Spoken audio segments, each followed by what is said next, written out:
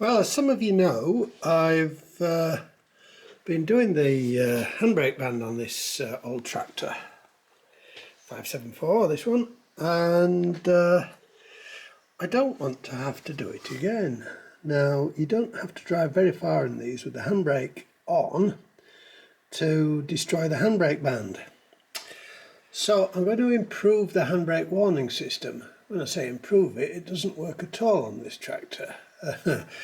So what is supposed to happen is it comes from terminal 2 on the ignition switch through an auxiliary fuse to the left hand block connector, and it goes to the parking brake switch, which is on the parking brake, back to the block connector and to the parking brake warning light. Well, I'm going to improve on that. Well, I couldn't find the auxiliary fuse. I didn't actually look too hard, but astonishingly this fuse block on the left hand side of the tractor is still getting 12 volts to the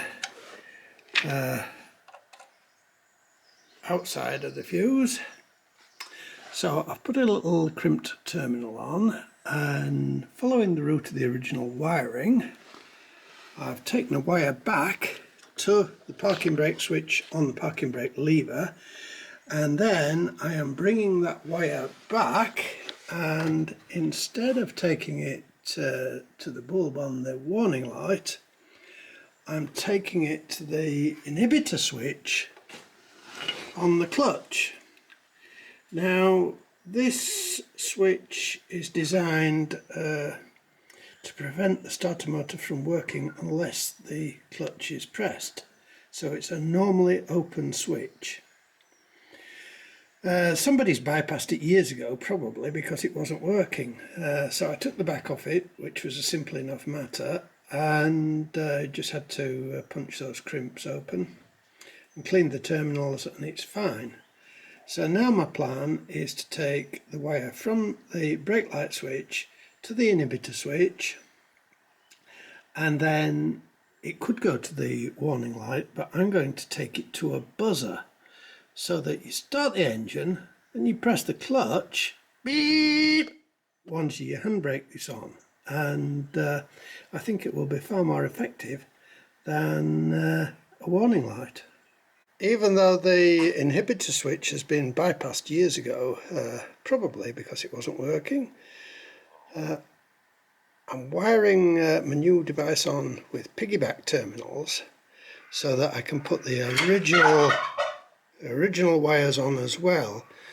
One, because I might just get around to rewiring that inhibitor switch, and two, just to stop them flapping about really.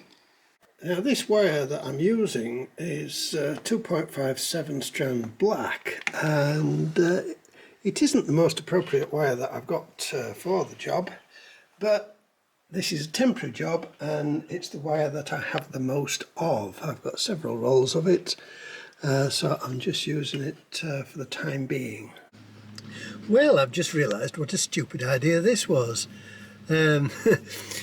If these wires were actually connected to anything, you pull the handbrake on and the tractor would start. But I'm going to leave it as it is for the time being, just to hold them in place. And I'll have to put a second switch on for this new system of mine. There we are. I've wired it all in. The ignition's on, the handbrake's on, so now I'm going to press the clutch and see what happens. See all that dust come out of it? Well, I bought this buzzer 30 odd years ago, in the 1980s, 1985ish, when my grandfather was poorly, and I had it out in the shed, and he had a little buzzer in his bedroom so that if he wanted a cup of tea he could summon me. Anyway, I'm pleased with that. That should save my handbrake band, and I hope it helps somebody else. And if it does, I would really appreciate it if you subscribe to my channel. It doesn't cost you anything, and it certainly helps me out. It works! It nearly frightened me out of the seat the first time I pressed the clutch.